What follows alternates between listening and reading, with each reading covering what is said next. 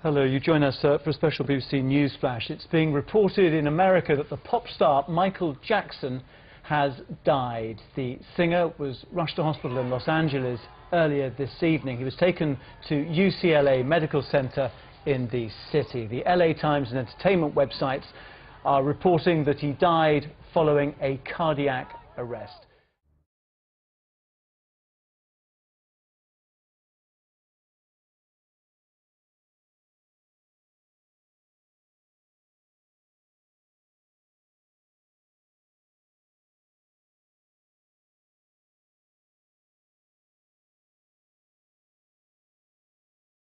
So Allah said, Alhaakumut takathur. All of us, all of you are engaged in running your mouths, doing your business, multiplying, buying houses, cars, business, whatever you're doing. And when you're told about God, religion, life, morality, you're saying, look, I ain't got no time for that. I got no time for that. I don't want to hear that. I don't even believe in God. Matter of fact, I don't even know if I'm going to die, and if I do, maybe I'm coming back again. As a matter of fact, science is so sophisticated that I think really that they're on the verge of being able to solve the whole thing of death soon. We ain't got to die. If we got enough money, we don't even have to die. See how arrogant people can be until they visit the funeral house. And then after you go to the funeral house, if you got the guts, if you're able to do so, you go to the grave. And now this is another scenario. And you say to yourself, is that it? I mean, 50, 60 years, scraping, struggling, scheming, lying, stealing, fornicating, jumping up and down, begging, working, and this is the end of it? I mean, is this what's going to happen to me? Are they going to be dropping me into a hole in the ground? A hole in the ground, the same hole that a cat digs after it defecates. Just a little deeper.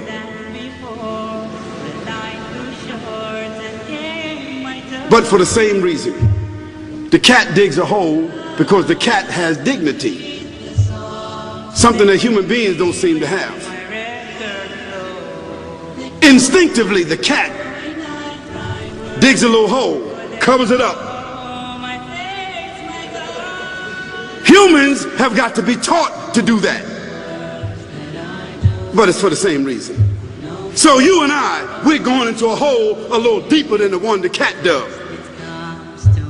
And all the people that's crying, pulling out their hair, screaming, almost acting like they falling in the thing with you. They want to just jump in there with you.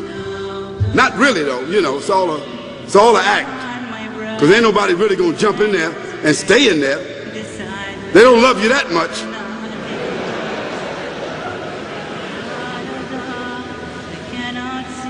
And then after all the shoveling, get done, and they fill it up, and the box, you can't even see the box no more, the coffin that cost $5,000. I don't know what did they burn somebody in a $5,000 coffin for? I mean, if I was a funeral director, after they left, I would dig them back up and put them in another box and take that box back.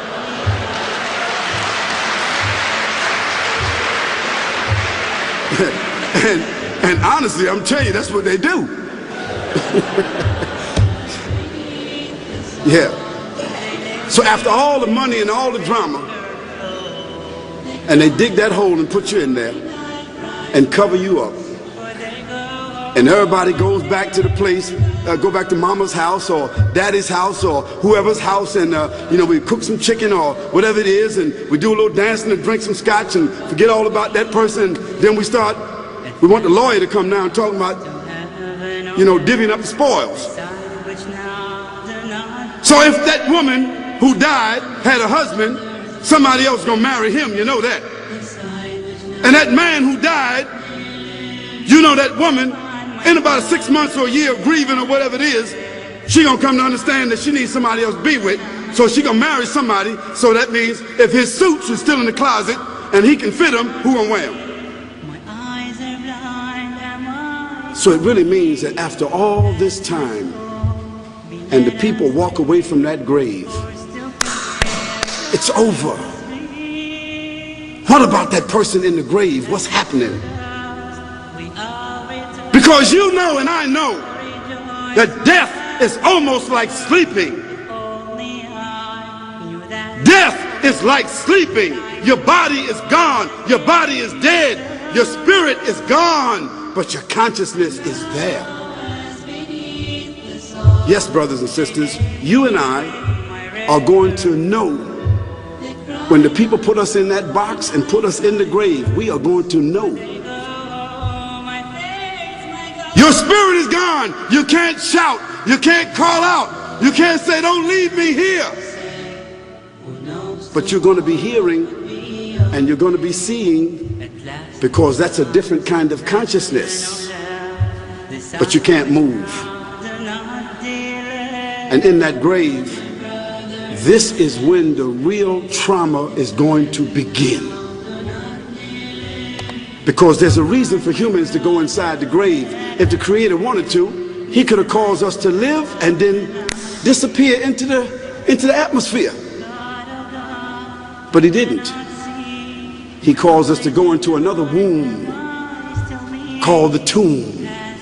You started out in the womb of your mother and you wind up in the womb of the earth called the tomb. From the womb to the tomb. This is the whole trip. And this is what you have to think about. That grave is going to be a place of drama and trauma. A place where you're going to be questioned before you're resurrected. What happens in the winter? All the leaves fall off the trees and the earth goes dead. And what happens in the springtime? The water comes, generates the earth again, germinates all over again, new grass, new leaves, new flowers, new fruits.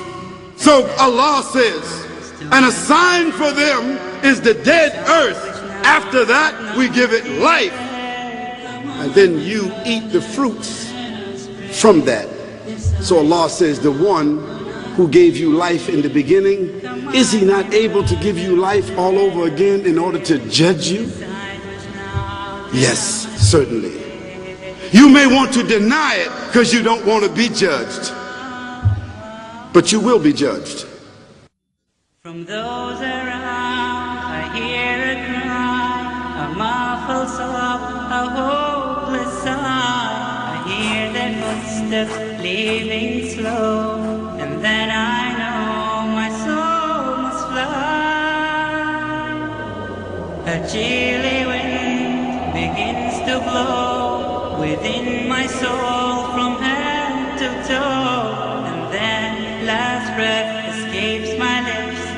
It's time to leave and I must go. So it is true, but it's too late. They said each soul has its given day, when it must leave its body's core and meet with its eternal fate.